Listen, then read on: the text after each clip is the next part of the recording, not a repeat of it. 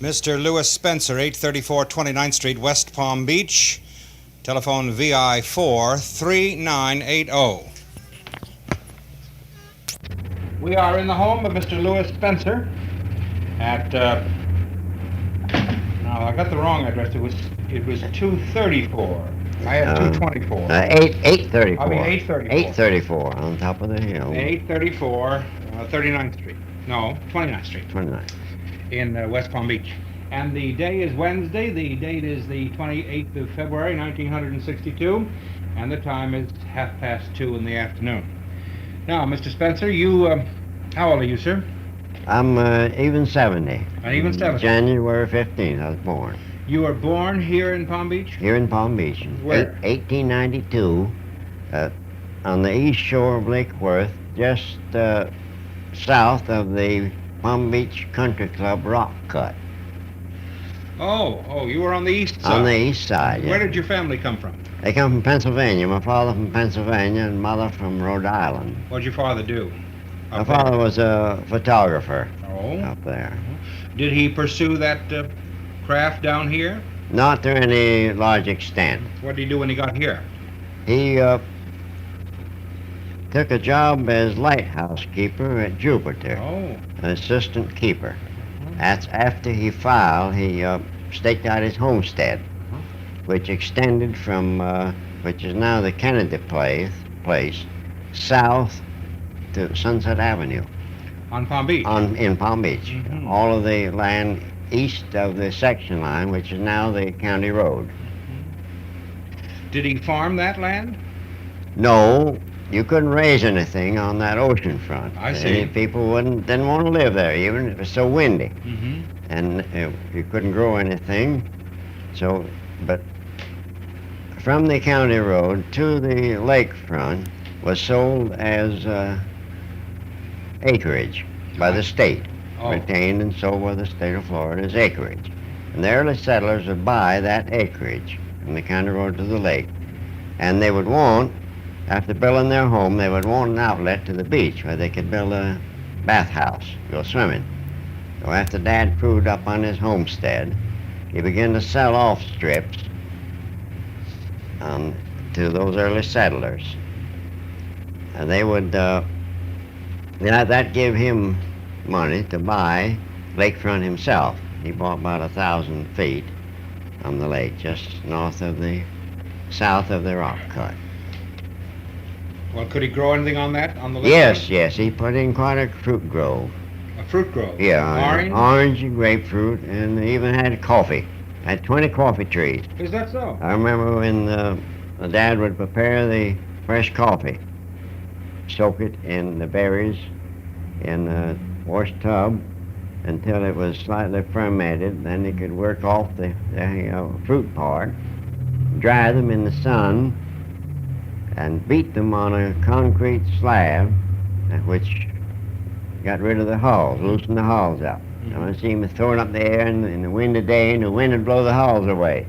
My mother would roast the coffee, and it was very good, really coffee. Roasted right in the oven? Right in the oven at home. When the homesteads were sold off by the state, what did they bring an acre? You recall? $2 and 2.5 an acre. Was that? Yeah. Was that You can't acreage? You can't buy a go-go-plex now. For that. You surely can. Was this a commercial venture, the grapefruit and the orange grove? In a way, my dad realized that the Palm Beaches was going to become quite a tourist resort.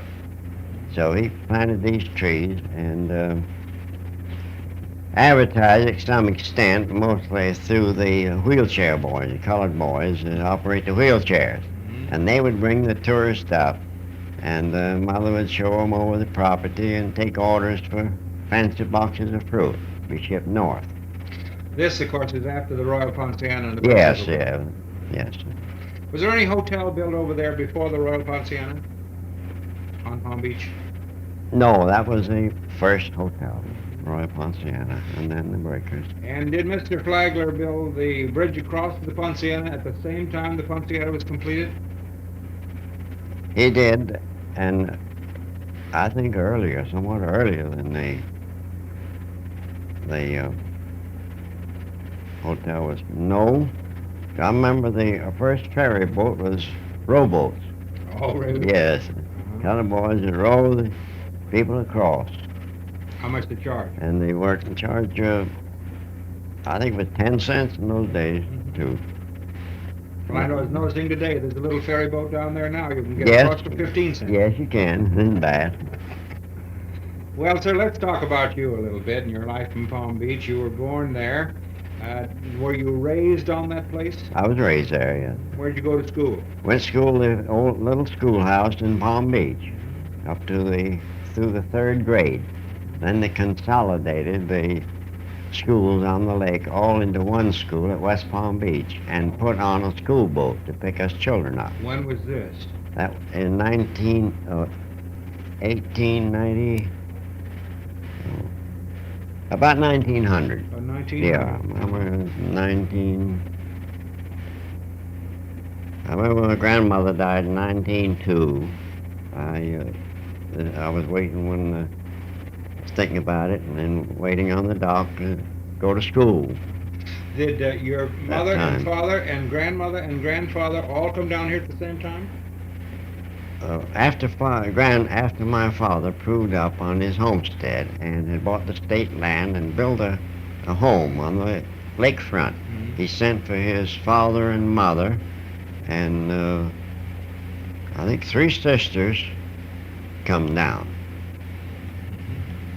and lived quite a time with him, and then 2 of the sisters took up homesteads Oh, on they did? on the west side of the lake, which is now West Palm Beach. How many pupils were there in that school when you went over there in Palm Beach? There was about 20. Do you remember the About name 20 of the teacher? Ruth Otwell was the only one I can remember. My teacher was Ruth Otwell. Did one teacher teach all classes? All classes, yeah. And then they consolidated the schools, and you moved over. You had to come over by boat. Who ran By the boat? Frank Raleigh. Frank Raleigh and Stuart Raleigh. Picked you up every. This must have been a motor launch then. It was. Motorboat. A sailboat wouldn't get you over. No, not sure. And I remember we used to be tickled when we'd have a hurricane. They couldn't open the draw. The bridge. They flagged the bridge. They couldn't open the draw, and the boat would have to turn around and go back and take us kids back home. What advance warning did you get of hurricanes in those days? Practically none. None? Just the way the wind come up and kept blowing. You used to watch the direction of the wind. If it blew in the same direction continually, and begin to get harder and harder, why, we knew the hurricane had formed and heading straight for us. Wind began to vary, why then it showed it was going around. What preparations did you make? Not very much. We'd get some rope in the house to tie doors down, and some boards to board up windows if they should blow out, but we never boarded up anything on the outside. Just took the chance of taking care of it after the damage was done and the water and wind began to come in, and we'd board up on the inside. That was a pretty rugged life in those days, wasn't it? It was, yes. You finished school on this side? No, I went to Gainesville, University of Florida, and finished my high school education up there and attended the University of Florida. What'd you major in? Electrical engineering. Has that been your work? Not to a very large extent. I've done different jobs. I never graduated. I had a sickness, arthritis, which sent me home. Had a year and a half to attend yet to graduate. So I never followed the engineering as a trade. What have you been doing here? Oh, various things. Did considerable boat building. At present, I'm working with my son, Mel Spencer, at the Spencer Boat Company. Who was the first builder of boats here? Do you know?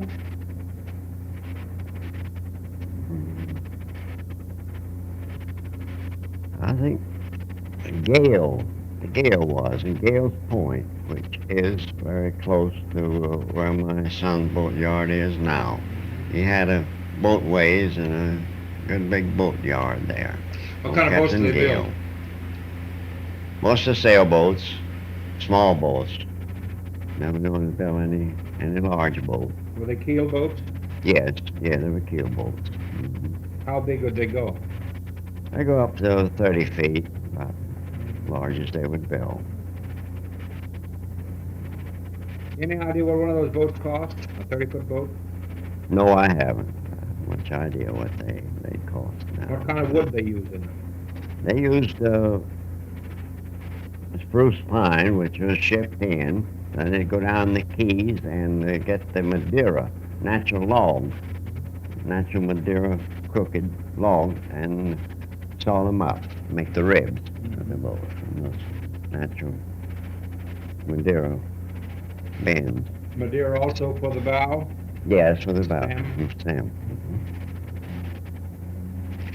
Of course, most boats that are made in a given area, manufactured in a given area, are made so they'll sail well, especially well in that area. Was there a special class or type of boat that you would call the Palm Beach type? I don't know of anything special about the boats. They just made some very good sailboats, I remember in those days. Of course, in those days, a sailboat was absolutely essential, wasn't it? It was, yes. Way most people had to get around. A lot of supplies came in by boat, too. Oh, they did. Lots. How soon was it before the launches and the steamboats came in? When did they come in? They come in about 1907 or 8, before they begin to bring regular boats come down. Did any members of your family follow in the line of politics at all? Any of them become None, public officers? none at all. None at all. None. All of politics. What do you remember? What is the most outstanding and vivid memory of your early days?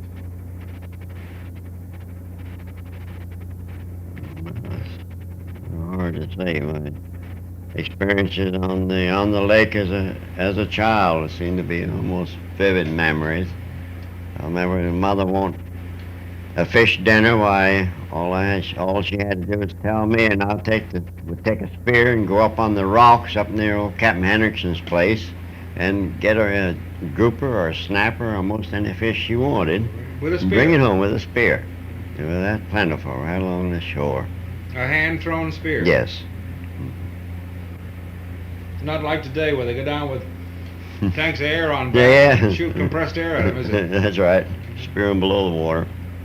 Did you do a good deal of swimming, too? A good deal.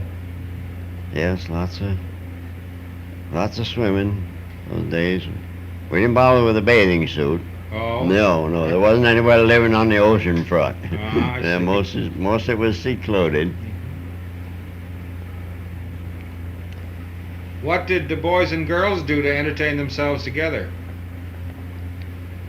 There wasn't very much. They'd go down to Palm Beach. They had the dances over in West Palm Beach, just after they consolidated the schools.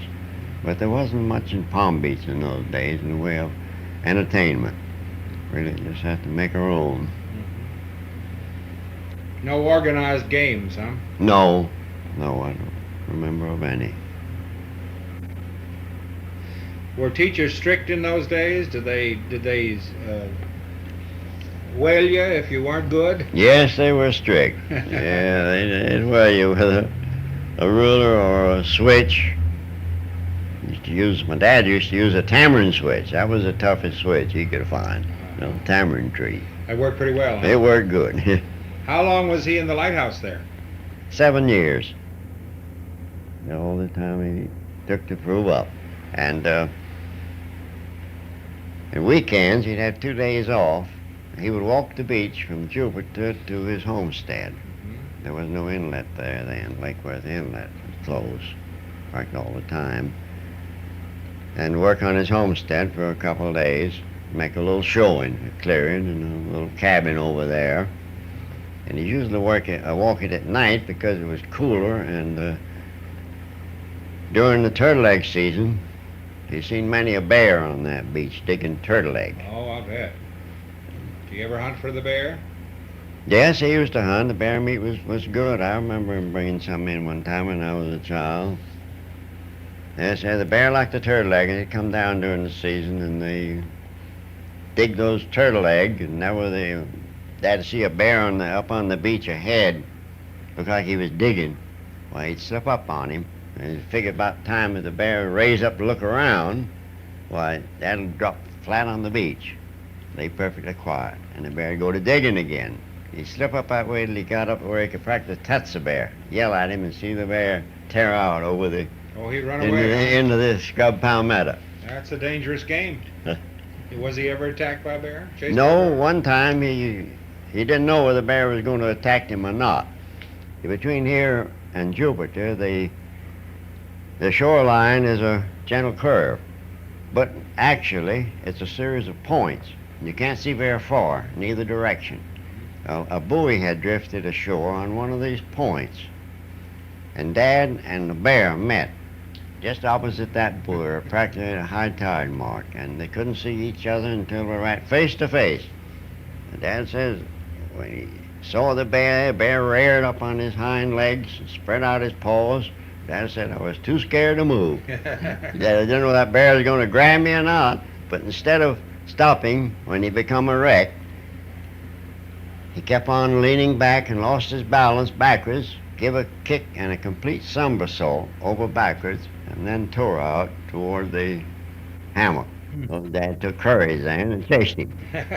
He didn't know for a few seconds whether that bear was going to attack him or not. You never had any experiences? No, I never had any experiences like that. I've dug maybe a turtle egg, but the only thing I've seen is wildcats on the beach and panther tracks, but never got sight of a panther. Was there deer over there?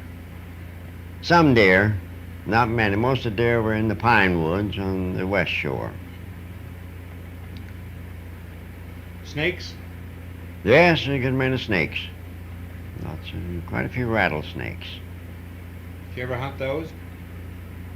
Not especially, just for the hunting. We've come across them. My cousin and I, cousin is a year and a half older than I am, Lester Radifer, were around in my dad's lime grove one day, and in the thick brush, Lester said, look at that pretty stick, and started to reach in, and as he did, I recognized it as a rattlesnake. I grabbed him. I said, that's a rattlesnake. I pulled him back, and we run up and called Dad. He come down and killed a very large rattlesnake, which was blind at the time. Just before they shed their skin, they become blind. You can't see it. Then they're very skittish, and they'll snap at anything that moves or makes a noise near them. They were certainly lucky Lester didn't grab him or try to grab him. Did you ever eat any rattlesnake meat? I did some canned one time. I can't say that I actually cared for it. But I thought of it as fish, I think I'd have liked it, because it has slightly fishy taste. The same as alligator tail has a slightly fishy taste, but it's very pretty white meat. Steaks up nice like kingfish. I've eaten alligator meat. Is it tough? No, it fries it nice and tender. Where was the post office when you were a boy? The first post office I can remember was in my dad's house. My grandfather was postmaster. Oh. And I remember seeing him sort the mail in the little pigeonholes. And he substituted at times for the barefoot mailman to carry the mail from here to my Alma on the beach. That's quite a walk. It's quite a walk, yeah. There was 2 or 3 of them, though, and they took relays. Your grandfather? That's my grandma, and that was the post office for all of Lake Worth. Later, On the east side of the lake? On the east side of the lake. Later, the put in a separate post office, one in West Palm Beach. Mr. Brelsford was postmaster of the Palm Beach post office. Then one at Hypoluxo, and another one down to Boynton, and on down the coast, separate post offices. But the time my grandfather was postmaster, it comprised all of Lake Worth. Well, was there virtually no development in West Palm Beach in those days? No, practically none. That's why Very the mail few went to the settlers. east side. That's why. What, yeah. come down by train and then be transported by boat? Come down to Juneau by train and was transported by sailboat to my grandfather's postman. How often did you get the mail?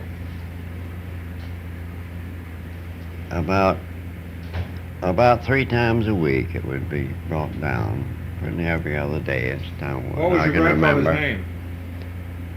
Valoris Orlando, V.O. Spencer. But your father never did anything with his photography down here? No, he never did anything with it, photography really. Only for his own amusement. Oh. He did take some pictures? He took some pictures, a lot of pictures. I don't happen to have many of them. Most of them were given to a photography shop in Palm Beach in early days, and they had a fire which destroyed practically everything. They'd be priceless now. Yeah, they would be. The Historical Society would love to have them, I'm sure. I've given them a few. Have you? And I have a copy of, at least I have the original of my grandfather's appointment as postmaster. That my son has. Turned it over to him, but he's going to get a couple copies made. One for me and one for the society. That'd be wonderful. Yeah. That'd be wonderful. I'm sure they'd I appreciate think that. so. Well, now, is there anything else about those early days that you and I haven't talked about? Do you remember? I don't believe there is. I think we've covered everything pretty well that Okay. I can remember. Uh-huh. I wish I had the memory of my father. He could remember everything that happened during the whole time he lived here and things that went on back in Pennsylvania. When did he die? He died in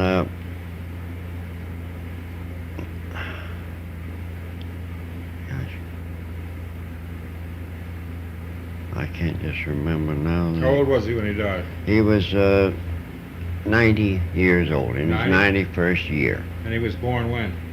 I Around can't- 1850? Around that, I get that exactly. I forget those dates. Man. Okay, Mr. Spencer, thank you very much. It's been very nice to talk to you. I appreciate it. You're welcome. I hope